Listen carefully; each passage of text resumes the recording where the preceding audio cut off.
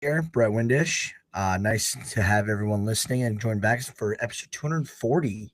We're getting up there. We're almost at a quarter of a way to 1,000 episodes, which is like, it's still a long way off. But like, if you look, 250 episodes of anything is pretty insane. And like when we were doing like episodes like 5 and 6, it was like, oh, well, we'll keep going with this. And then 240 episodes later, it's like, oh my God. So, Hagen, good to have you back. How are you been, man? I've been doing good. I've been doing good. I was able to golf recently, which I was very excited for. I haven't been able to golf out here in Utah for the past 6 months or so, and played great. Honestly, played a really good round. And this is the year I'm breaking 90. I told my dad I don't deserve to play this game if I don't break 90 by the end of the season. That's that's a good goal. I hit broke 90 first time last season. So, let me tell you, we don't have to go out too much in golf, but long story short, I shot an 89, and I remember specifically on the back nine, I think it's like hole 14 or 15 on this course that is relatively easier by us. I got a birdie by sinking a 40-foot putt, and it was ridiculous. It was like stupid luck. And that one shot saved me from not being under from being 90 or above. So golf's weird. Golf's like baseball. You just have those weird days and those weird moments. But obviously I'm getting back on the course on Sunday, so I'm excited to do that. But let's jump into it because we got so much going on. We got spring training games going on. We got the World Baseball Classic going on now. We got more, veteran signings happening here and there, little signings that people might not have caught wind of. And I think some of these guys are difference makers. So we'll start off, as always, brought to you by Chinook Seedery. Use the code The Skipper's View to get a 10% discount. If you have any issues, just DM us and let us know, but that will get you your sunflower seeds for 10% off. Hagen, have you watched any of the World Baseball Classic? Obviously, it teed off last night. So I anything for haven't been you able yet? to watch any of the games yet, but obviously saw a little bit of the highlights. Like the Bazana home run last night was electric. The bat flip he had on it too. I mean, he crushed that ball. Obviously, a good pitcher's duel down there yesterday for Australia.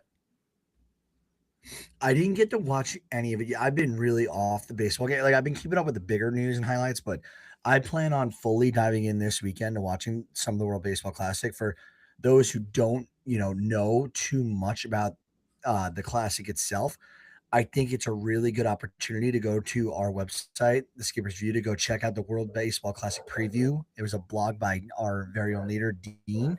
So he breaks it down, what the groups are, who's on each team. It's really good stuff. So definitely be sure to check it out. Hagen, I got dogs barking. I don't know if you can hear them out here. So I'm gonna turn it to you and go on mute while he's whiling down. We got four groups, 5 teams each. Why don't you walk us through the four groups here? Just let's talk about which one we think is the hardest one to start with. Yeah, so the first one to start off was Pool A, which is played in San Juan, Puerto Rico, and that obviously has Puerto Rico themselves, Cuba, Canada, Panama, and Colombia.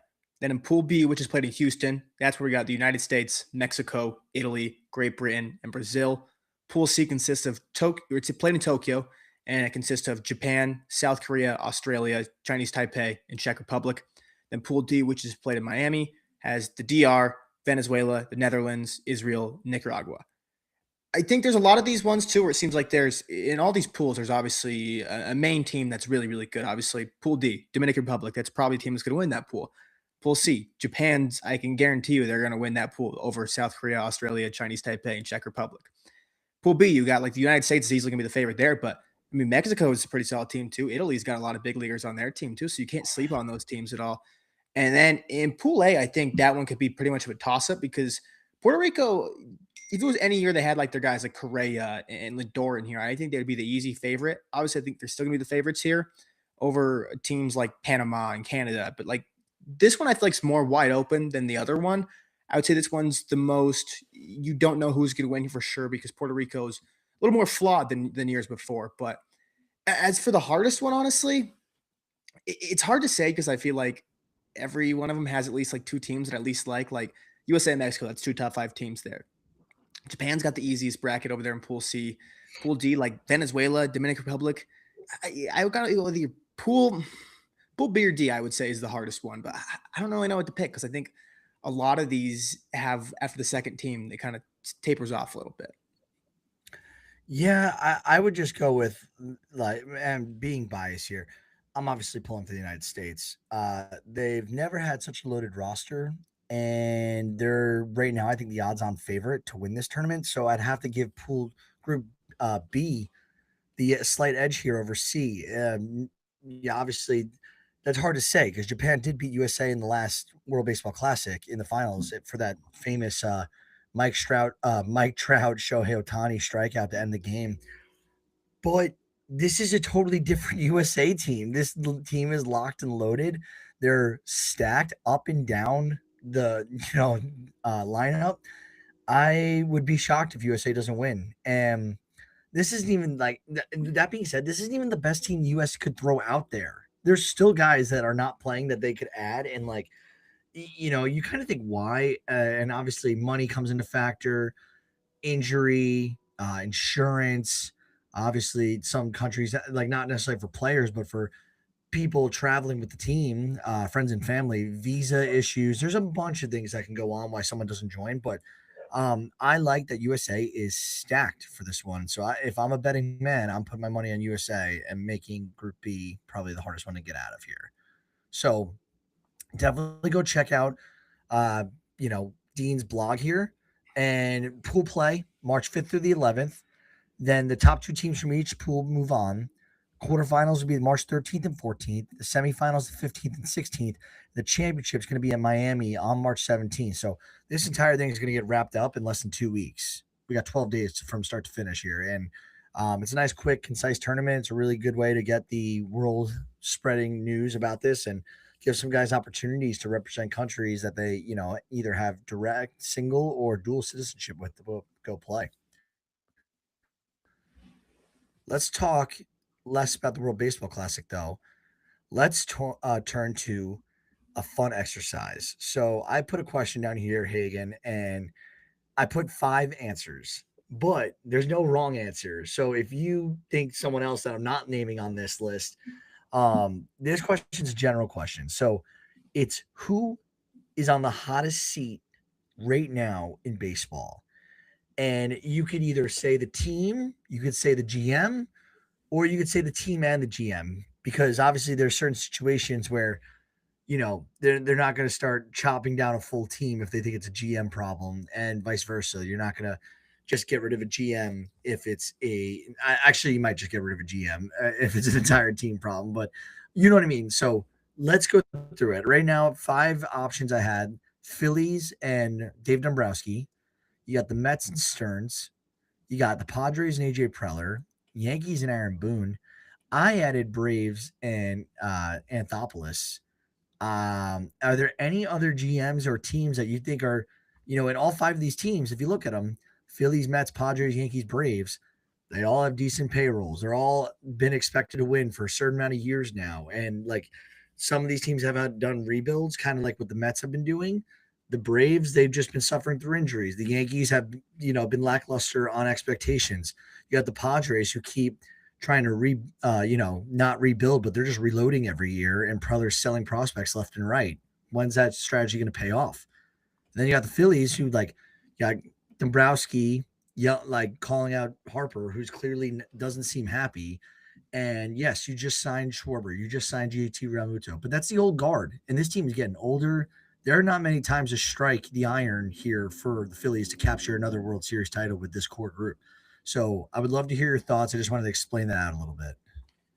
Yeah, I think we're in a weird time right now in baseball, at least the way I would put it, where I don't think there's that many dudes really on a hot seat right now.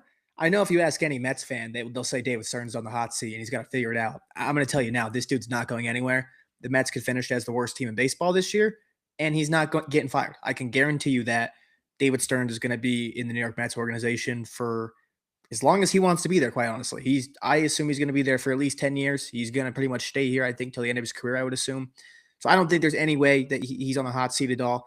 Out of the guys you named here, I would probably say Boone or Anthopoulos, but like Anthopoulos, you can't really blame him. There's been so many injuries to his team, and he's just had stuff going on.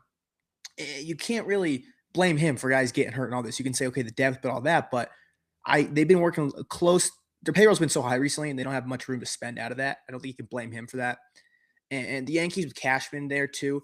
Like you could say the Yankees need to change there in Cashman, which I think is probably the right thing to do. But at the same time, this dude has a borderline playoff team every single year. He just hasn't been able to get over the hump in a long time. But also, too, it's like if you're going to get rid of Brian Cashman, who's going to come in and fix that job? Who's going to get them over the hump? Because I think a lot of people do it too, with Aaron Boone to the manager, when they always complain about, I want Boone gone, I want Boone gone, where it's like, well, who's going to replace him? Like, do you have a Hall of Fame manager that's just out there that you want? But so I don't think that very much. But if I had to pick one GM that I think is like on the hot seat, who I think is closest to getting fired, and I would put my money on to get fired next, I would say it's Nick Krall, the president of baseball operations over there for the Cincinnati Reds. I just think he's made a lot of bad moves the last couple of years, and I think there's a lot of things he hasn't done recently with the Cincinnati Reds. Obviously, there's the money issue there. We know ownership's not willing to open up the checkbooks very often for them, and Ellie De La Cruz is almost good as gone when he's a free agent. But I just think a lot of between the margin moves. I mean, like trading for Brady Singer, I thought that was a little bit of a weird move. Trading for Gavin Lux, that move did not work out good at all. That was just very bad for them. And I just think he's probably the one I would say is on the hot seat the most of anybody in baseball. I'm sorry. I just want to make sure I heard that right. You're saying who is the most hot seat right now? Nick Krall, Cincinnati Reds. Okay. So obviously someone's turn to pick in fantasy after that noise. Mine, I'm going against my Yankees. Aaron Boone and Brian Cashman, I think, should be on the hottest seat in baseball. Now, this is an exact argument I'm having with all my friends, actually. And I'm glad that you said that about like who's going to replace Brian Cashman. I don't like that question. The reason why I don't like that question, you know this. I went to Purdue. I'm a Purdue basketball fan. And now I'm on the record about to say this argument for the first time. Like I've never been recorded saying this argument. So I'm gonna make a analogy and correlate it with basketball and what's going on at the Purdue men's team, and then coordinate it with the Yankees.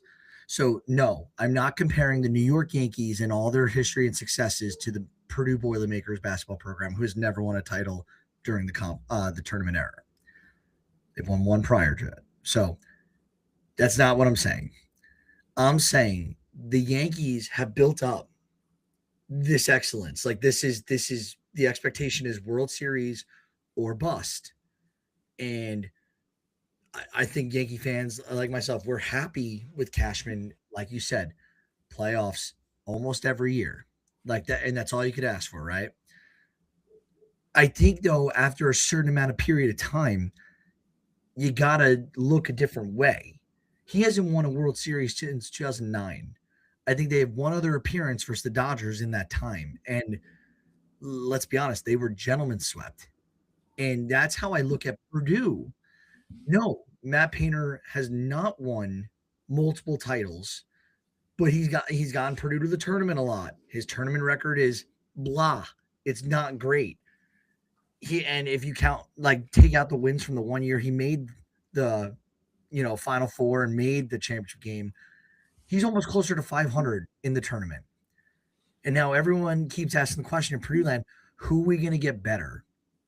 And you asked that question, which brings me to my analogy. So why, if we were running a Fortune 500 company and you had a sales professional hit 200% of their goal in 1 year, and then the next year they don't even come close to hitting their quota, they get fired. That's just how it works.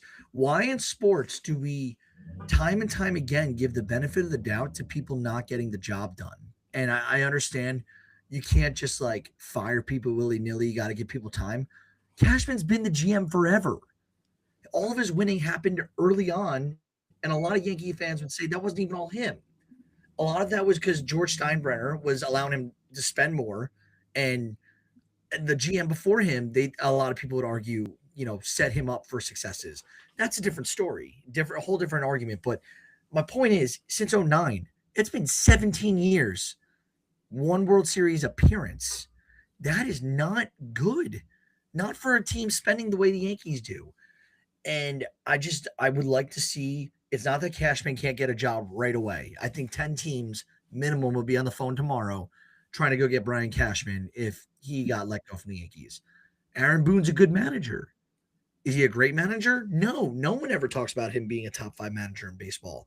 Obviously, he's for his guys, and, he always defends his guys, and I love that as a Yankee fan, but as a Yankee fan, I'm also looking at maybe we get a little bit more analytical. Maybe we find, a younger, fresher face for the GM role to kind of make deals more interesting, and we stop getting veterans at the tail end of their careers and overpaying them and making the money work more for us, like doing maybe the Alex Anthopoulos way. We sign extensions to players when they're younger and like hold on to them and don't get these horrible contract situations like the Giancarlo Stanton's of the world. That is a bad contract situation right now for the Yankees. Garrett Cole's could end up being a very bad contract situation at some point. Same with Aaron Judge. Fantastic right now or doing really well right now. Like Stan right now is, if he's healthy, he's great. My point is, I think that seat should be scalding hot, and I don't think Yankees ownership is going to do a damn thing about it, no matter how they finish this year. Even though I think the Yankees can take the division this year. Like I really do like the Yankees, but if they don't get the job done again, something's got to change. I mean, that's the thing too. I think like that's a good way to put it. 'Cause I don't think anything's going to happen either, and I guess that's why I don't consider him on the hot seat really. Because I mean, he's been there since the '90s, I believe. It's been like '98 or something like that that Cashman's been in there, and nothing's changed. And I get, yes, he hasn't really had like he had one season below 500. Like he's always in the hunt every single year. But I mean, I was having this argument with a buddy who's a Yankees fan the other day, and he was giving me the Mets, the little brother. He was giving me that conversation. And I looked at him. I said, "You were born in 2004. The Yankees have not been anything relevant really besides just a playoff team every year since you're 5 years old. Like, I'm like, you keep talking about all these World Series like this. In your lifetime, the Yankees have done nothing really. They just made it to playoffs every year except for like one. I was like, yes, that's better than most teams. They had the most playoff appearances, whatever it is. But I'm like, Dodgers have accomplished more in the last 2 years than the Yankees have in your entire life, pretty much. I was like, there might be time for some change. Dude, and I hate to bring it back to basketball. It's such a good analogy because my friend, we're like every day texting in this group. It's honestly toxic behavior. Like how much we're talking about Matt Painter in the show. Like whether it's like a salary reduction, whether it's like he signed something that like like in order to get his bonuses, he has to do this or whatever. And like I don't know how it all works contractually, but like I keep making the argument about Dusty May, Michigan. He brought a team that had underfunding. I think he was at like Florida Gulf Coast or whatever he was, or North Florida. I forgot where he was at, but he gets hired by Michigan.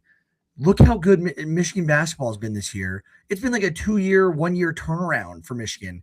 They just got the guy. They got the guy that was needed for the program. Like, hey, we're big spenders. We'll go find these guys. We got the name. Let's go do it.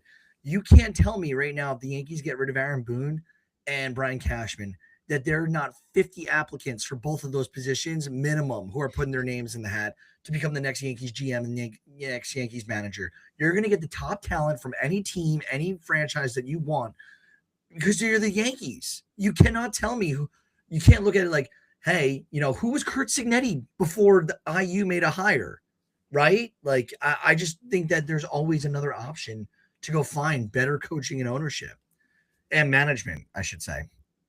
But we can stop talking about the Yankees. We've been on them a lot. So I'm going with Boone. You're going with the Boone and the Yankees and Cashman. You're going with the Reds. That's your hot seat franchise right now.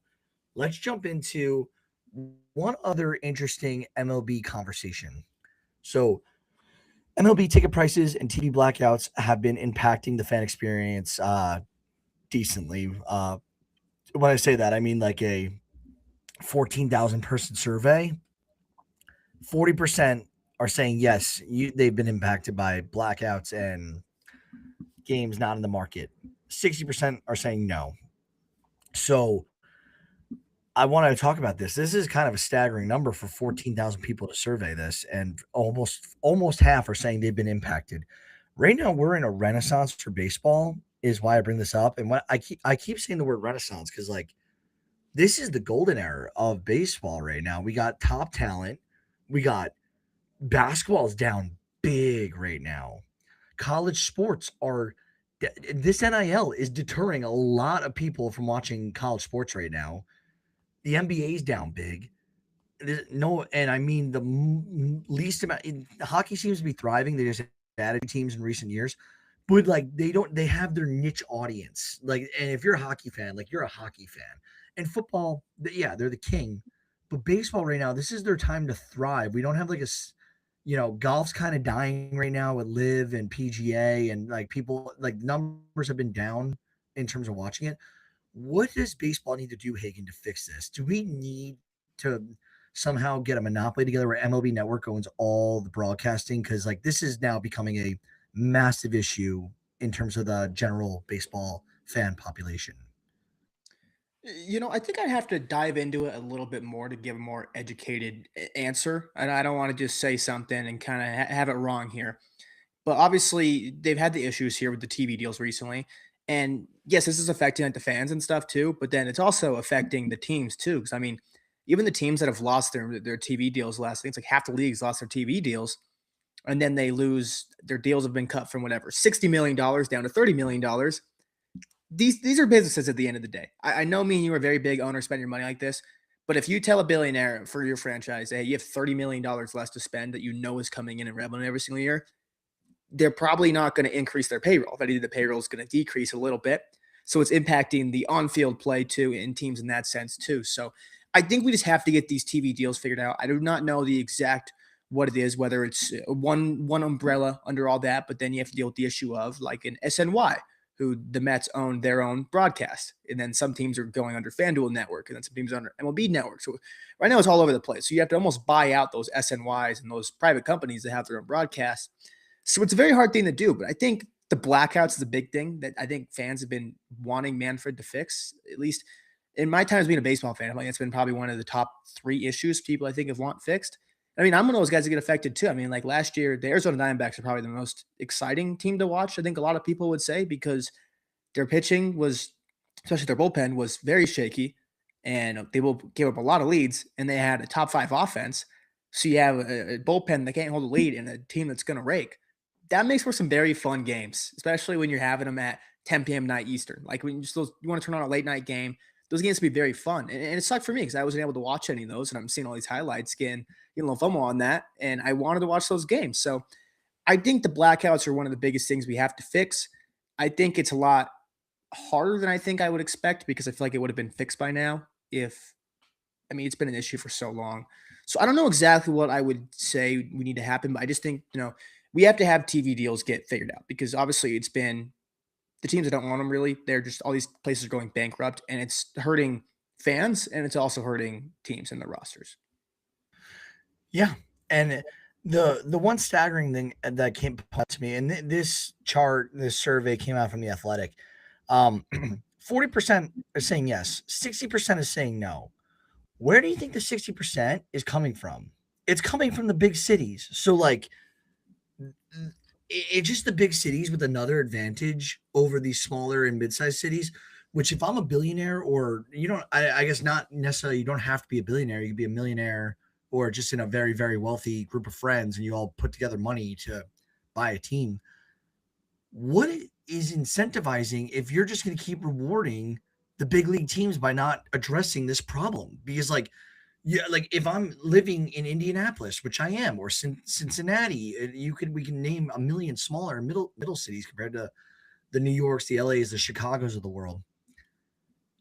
That's a hard sell to me. It's like you're not even going to get me coverage nationally, like to watch some of these games, and you're making my team play 162 games, and like I'm buying into this. I'm throwing hundreds of millions, if not billions of dollars to acquire this. Like that's Bush League, in my opinion. So I'm going to be paying attention to this big time. Hopefully MLB gets it all figured out with the broadcasting rights going forward, but more to come on that. And one more quick comment too that I'd like to make just on this whole thing of the blackouts is I mean, like me personally, I'm paying close to, or at least my dad is paying close to like $30 a month right now to watch Major League Baseball games. And when the Mets play in Colorado or Arizona, I can't watch them. Like it's like I feel like for how much people are spending to watch their favorite baseball team play, and then you can't watch whatever 8 games a year. I know it's a very small sample size compared to the rest of the season, but it's kind of frustrating. You're like, I spent all this money and I can't get every single game. Like there's certain games blacked out. That's not including if you have an Apple TV game you have to have a subscription for. Now it's going to be with NBC. There's going to be some games that will be on Peacock once football starts. You're going to have the subscription for that. So it starts pissing people off a little bit. Yeah, well said. Definitely agree with that. So I want to talk about the biggest idiot of the week, and that would be Jurickson Profar.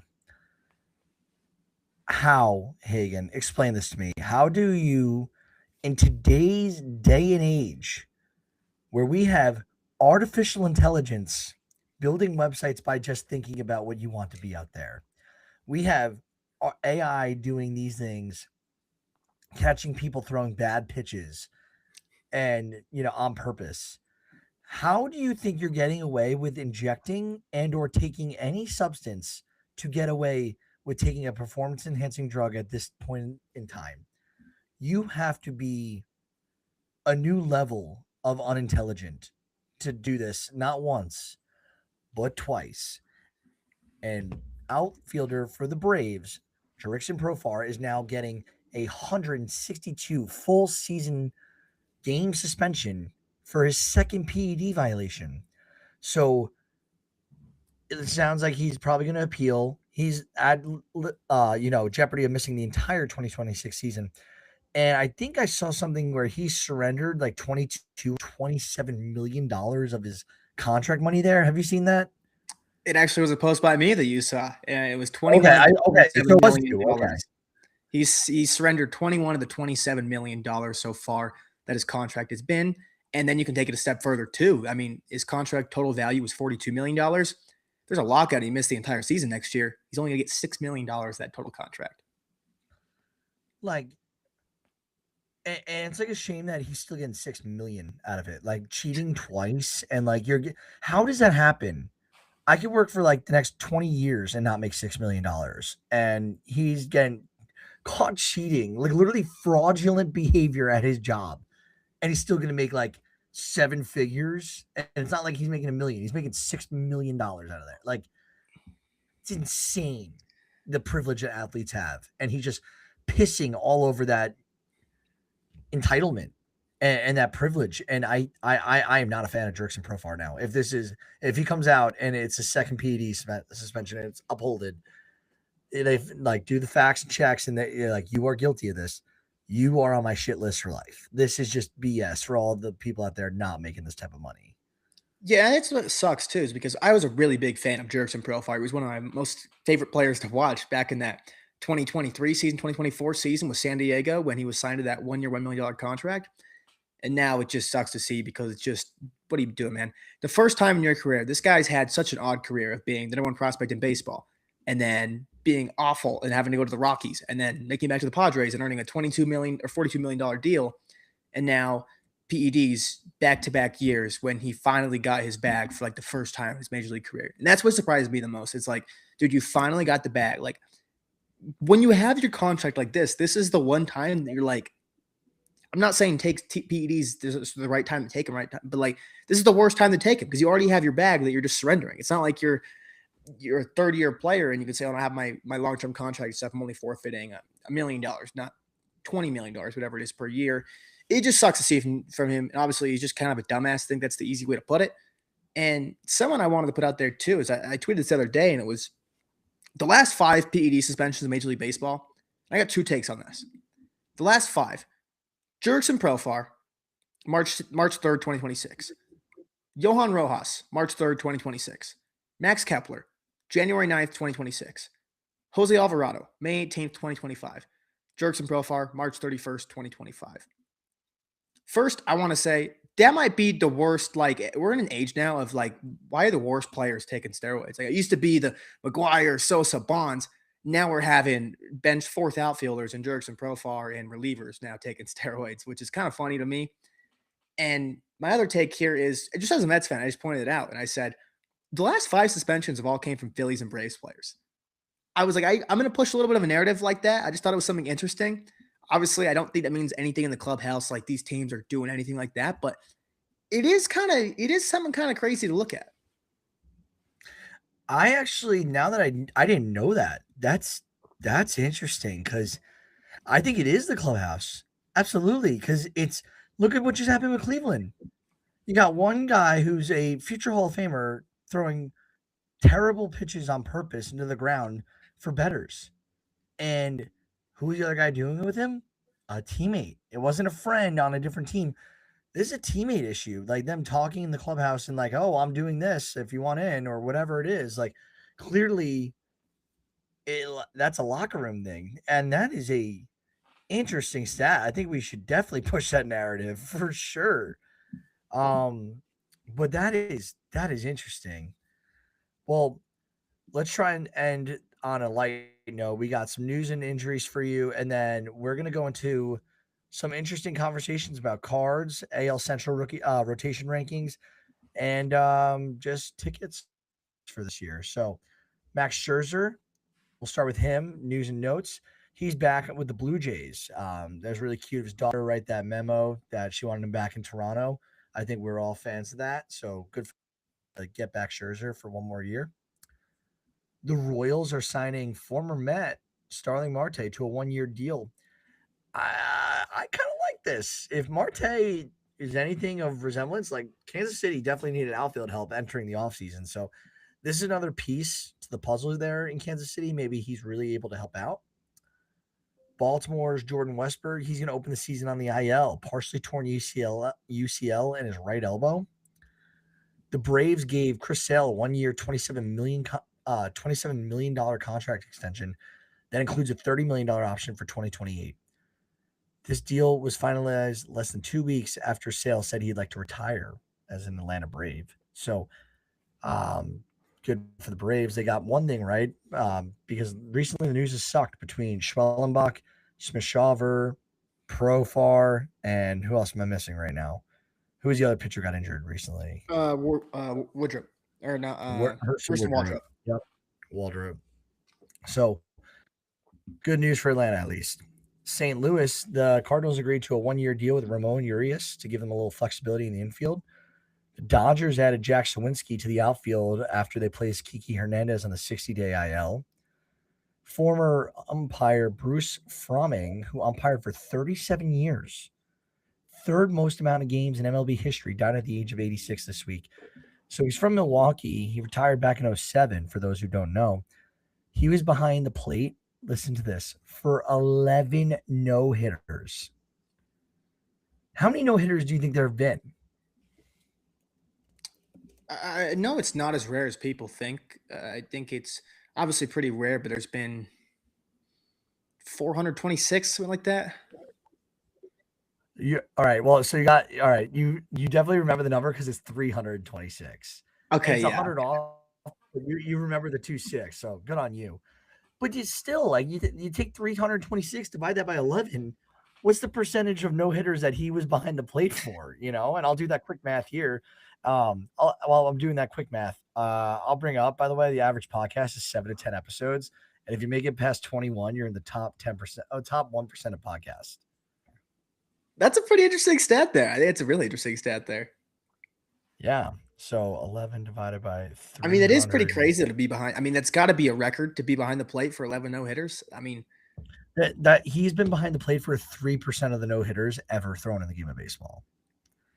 And this is going back to like black and white times of guys that were in 1900. That's pretty crazy. Yeah, absolutely. And he, the other thing about Fromming, he was 5,163 games total behind the dish. So I think something just fell behind me. I don't know if you heard that. So after his passing, we also sad Bill Mazeroski of the Pirates, whose homer won the 1960 World Series, passed away this week. Guess who got his autograph like 2 months ago? Not a coincidence. That was not a coincidence. So I just saw it and I didn't have his auto as a Hall of Famer, and I was like, I'm buying this. So let's talk about some last takes and final thoughts. Kyler Murray. So a name that we probably wouldn't have thought we'd be bringing up in the baseball world in 2026. Kyler Murray, it's been announced that he is going to be released on March 11th from the Arizona Cardinals. Kyler Murray famously was drafted both early in the baseball draft and in the NFL draft and opted for the NFL. The Cardinals have not been great, and they're probably pinning some of that on Kyler Murray. Um, what do you think? The A's general manager David Force told Martin Gallegos of MLB.com that Kyler is an elite athlete, elite NFL quarterback, and he's sure there's plenty of opportunities to play football still. But that said, he and his baseball representatives are always open to exploring a return of the A's. Do you think we see Kyler Murray back in the green, yellow, and gray this season? I actually wonder. I feel like that's something he might try. I think not right now because I think he's the best quarterback out there on the market right now available. Like to me, he's like that dude's gonna be a Pittsburgh Steeler or a New York Jet. He's gonna go that route, which kind of sucks. I mean, if you're going to the New York Jets at this point in your career after some struggles, probably not historically going to last very long after that. Kind of QBs go to die there with New York Jets there. So I would think he's got at least one more contract, maybe two, until he tries baseball again, if he even tries it at all. But obviously the A's own his rights still, and I think it'd be a fun thing for him to try there. And I mean, he's really, I mean, he talked about too, like he's an elite athlete. I mean, he's the only player in, I believe, history of the world to be a top 10 pick in Major League Baseball and NFL. I mean, that's pretty incredible feat right there. I mean, he was obviously a very, very good baseball player. Hasn't picked up a bat in probably 8 years, whatever it's been. But I mean, the talent's still in there. It just might be can't really expect anything out of him, I would say, if he does end up coming back and playing baseball. Yeah, me and my friends we always talked about how like imagine playing like two-hand touch football with Kyler Murray in the street growing up as a kid. Like no one would ever touch him. He's too quick. Um, well, enough about Murray. Let's talk about some baseball cards and then the AL Central rotations, and we'll get out of here. So everyone knows that the most infamous, famous card out there is the T206 Honus Wagner card from the cigarette boxes back in the day. And the Shields family, they sold a family heirloom this past week. They sold it for, they have a PSA 1 and it's graded 1 to 10, 1 being the worst, 10 being the best. I don't think there's above a PSA 5 for the Honus Wagner card, but they sold theirs for $5,124,000. And I don't know if you ever seen the episode of Golden's Auctions on Netflix, whatever. Do you ever watch that show? Never heard Pretty of cool. Like, you would like a lot of sports stuff. Ken Golden, famous auctioneer that has a warehouse out of Jersey. All the people who work for him just seem like, cheesy, very Jersey Shore-ish to say the least. But they sell people's stuff for them, and they usually get the best bite because they have the biggest like marketing for it. They like get all possible, bidders involved in an auction, and they took care of this. So 5.124 million to the Shields family. Think about that for a baseball card. They've had this in their family for 117 years. It's just like crazy to me, like because like I remember like before I was even into baseball cards, or I'm just not even knowing anything about baseball cards. You know the Honus Wagner card. Everyone knows who that is. Like even non-baseball fans have seen that picture of that card before. I think it's probably one of the most rare. Like everyone knows what it is of any sports card. It's honestly just insane that like a card in the first place is $5 million, let alone a PSA 1. I mean, that is insane. I mean, I read that as a typo at first, and I read that as $5,000, and I was like, for a PSA 1, that's a really damn good deal. I mean, it's pretty nuts that just a PSA 1. I mean, I just imagine, like, obviously, you said I think it's like a 5. Like, how much would a PSA 10 Honus Wagner card go for if that was available today? 20 million easily. Another T206 Honus Wagner was also sold this week. So this is weird. There's like, I think like I don't know the numbers, so don't quote me on this one. There's like 24 or 25, maybe 26 of these cards available total out there that are known. And it just so happens that two of them have sold in the last, essentially 2 weeks. And this one's known as the Garagiola Wagner. So it was originally obtained by broadcaster Joe Garagiola, and hopefully I'm pronouncing that right. He traded his 1954 Giants uniform for the card back in the day, and that card last sold for $2.5 million in 2021. It was sold for 3.6 million just 4 years later. So, or 5 years later. So almost $1 million more just waiting 5 years. $200,000 a year in appreciation or inflation. That's insane. Let's I mean, talk yeah, about that's nuts. what's up. I would just say that's already pretty crazy. I mean, how Dude, quick you can for just a flip that. card too, like I would love to be the owner of that card if I was like super wealthy. If I had that card, it would be sold so freaking quickly to go pay for a sick house in the lake somewhere and like never work again. Just leave the rest in like the Vanguard Fortune 5 S&P Yeah. 500 index fund. That's all I would do. Um, Best deal this summer. So if you're a St. Louis fan, a ticket as low as $29 to sit in the Big Mac land section comes with unlimited concessions. So included under an umbrella pricing, you get soda, hot dogs, chicken tenders, brats, and fries, and a seat to the game for $29. That might be the best bought ticket in the MLB. The only like thing that I can think of that I know is comparable is the pinstripe pass for the Yankees. So the Yankees in center field. Have you ever been to Yankee Stadium? I have, yes, but I was around like 11 years old, so I don't remember it too well. Okay. So this is like the new stadium. I don't know. Were you in the old one or the new one? The new one. Okay. Um, the center field's all open seating. There's a massive bar there, and the pinstripe pass gets you one complimentary like light beer. It's like a Miller Lite or Bud Light, and a standing room only option in center field. But like usually you could filter down somewhere once the game like starts to fizzle out, and it's the best buy. It's like a free beer and get to watch the Yankees from center field. I don't know. But this is good for St. Louis fans, good for me because I haven't been to St. Louis and I might take a drive down there this summer to go take advantage of that. I mean, it's a Um, great deal, especially with how expensive everything are. I mean, a couple of years ago, I went to Dodger Stadium, and I believe it was like $22 for chicken tenders and fries. I mean, spend $7 extra, get unlimited of that. I mean, that's an awesome deal. I mean, no matter what sport, or I don't even care if the Cardinals had the Nationals roster right now. That is a phenomenal deal. Dude, I literally picked up dinner. So no tip, no delivery fees, no anything fees. I picked from a local Mexican restaurant tonight for my girlfriend and I. I bought two orders of arroz con pollo, rice, chicken, and like queso, a very basic dinner. Came with chips. It's like $34 for like. You're telling me I can get into a baseball game with unlimited concessions for less than two arroz con pollos from a local Mexican restaurant? Come on. Um, so let's talk about the AL Central rotations, and then we'll close out. So we've been doing this segment for the last 5 episodes now. This is our fifth one, and then we just knock out the AL West on our next episode before the season starts, and we'll be done going through them all. Hagen and I just been looking through the rotations, just evaluating which ones we like best, and kind of picking and choosing a number of where we land. So Hagen, why don't you start off with your fifth ranked rotation in this division?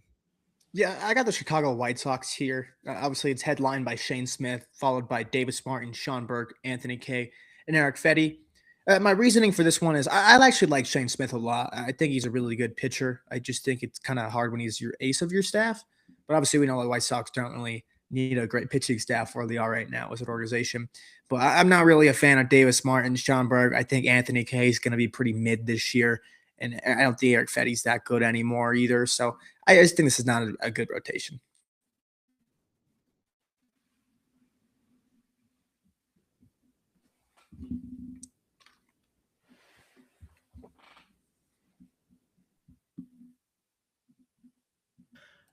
Fair enough. I did not big portion of that, but we'll see. Pablo Lopez went down. Shane Smith, I think, is really coming into his own. I think that they have guys as well, the White Sox that are not as highly talked about that are fantastic. Like I am big on So we have Brett cut out here. So I guess I'll just move on here with my next one. Obviously, I had the Twins ahead of them. And obviously, he was talking about them a little bit there. But my reasoning there is just Joe Ryan, yes, top 20 pitcher, whatever you want to put in baseball. I like him there a lot. Obviously, Bailey Ober. I'm not the biggest Bailey Ober fan, but I think he can be a very good two, a very good, so very solid three at least, at the very least for him. Simeon Woods Richardson, I think he needs to figure out this year. But I'm all in on Taj Bradley. I think Taj Bradley is a phenomenal pitcher. I really like them too. And then too, like even just looking at like some of their depth options, like I really think Mick Abel is going to get a shot this year in the rotation, and I really like what Mick Abel has to offer the table there. So I really like that the Mick Abel addition there too. And then ahead of them too, I have the Guardians. And this one I can kind of go either way with it. It was kind of a hard one for me here too. I might feel bad already about putting the Guardians ahead of them. But obviously it's Gavin Williams and Tanner Bybee. I love those two at the top there. Followed by Sage Coney, Logan Allen, and Joey Cantil. Cantil, I really like him on a bounce back this year. I think he has some things he can work on and help improve this year that will make him better and be better than he was in the past. Obviously, I like Williams and Bybee up there at the top. And I think looking back on this, I probably would have flipped the Twins and the Guardians. Welcome back, Brett.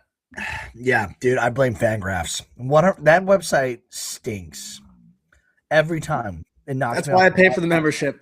Get rid of the ads.